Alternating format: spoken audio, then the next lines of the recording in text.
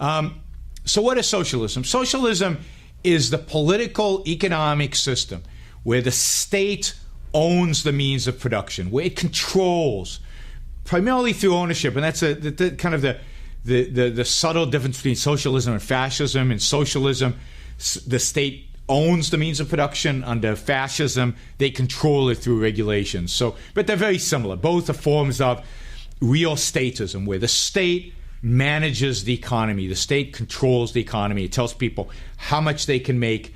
It redistributes wealth on a massive scale, and it regulates and controls what gets produced and at what prices it gets produced.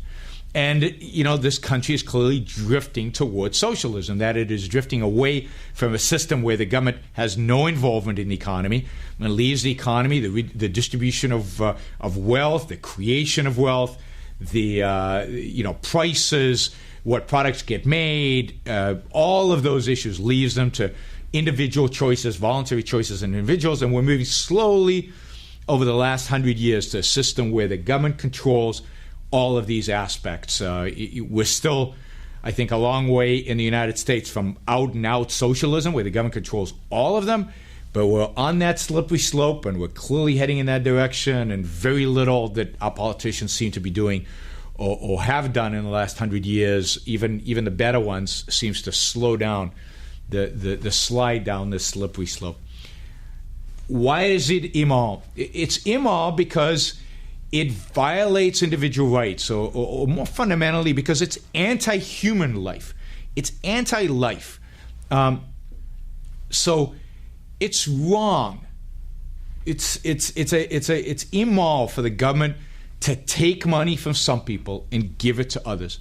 You know, assuming that the people who it's taking it from made it and created it. And we would argue that wealth is actually created. People work hard for the money that they make. Money is just a reflection. It's just a tool, you know, expressing the value of the labor or the thought or the innovation that you've introduced into the marketplace.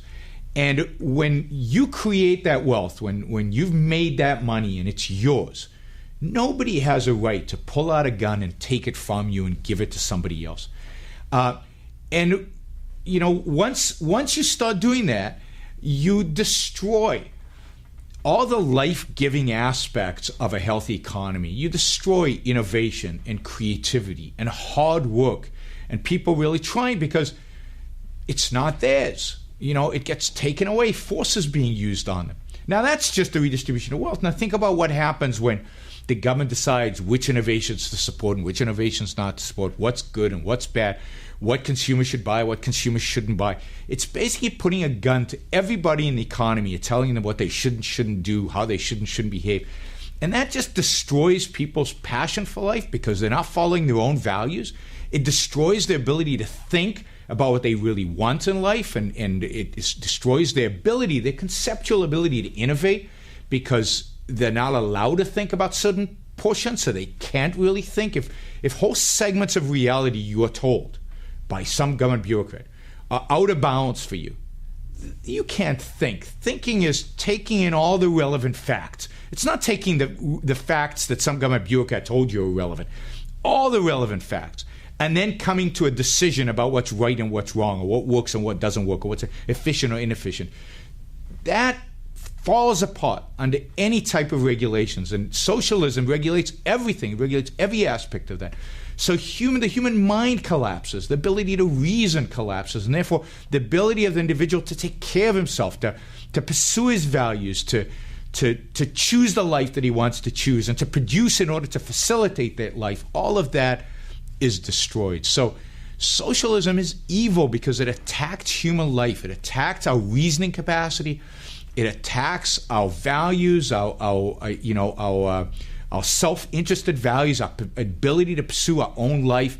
And it tells us that we have to sacrifice everything, our life, our wealth, our values, what we enjoy doing, everything for some cause.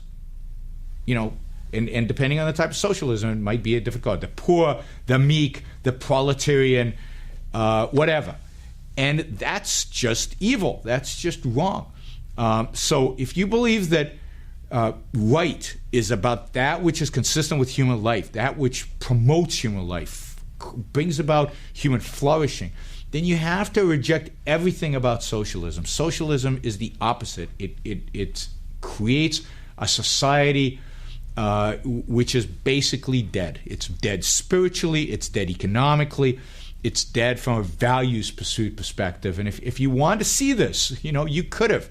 Not that long ago, socialism was alive and thriving and well, in Eastern Europe and in the Soviet Union, and it was horrible. It was destructive of the human spirit. And when you saw the faces of those young people who tore down the Berlin Wall, you saw what they imagined was possible once they shrugged off socialism, once they dispensed with socialism. So we've had a model, we've seen it, and of course, just in terms of sheer destruction, think about the human lives. Think about the lives lost under Mao or under Stalin. The tens of millions of people that just died. But almost as important, almost as real, or maybe more real, is the suffering, the agony, the lives wasted under communism and socialism in all these countries, the dreams unfulfilled, the values unpursued, the wealth uncreated, the music not produced, all the things that free people would have done and didn't do because they were not free. So if you value freedom, if you value human life, if you value individual human life, then you should view socialism as one of the most destructive ideas in human history.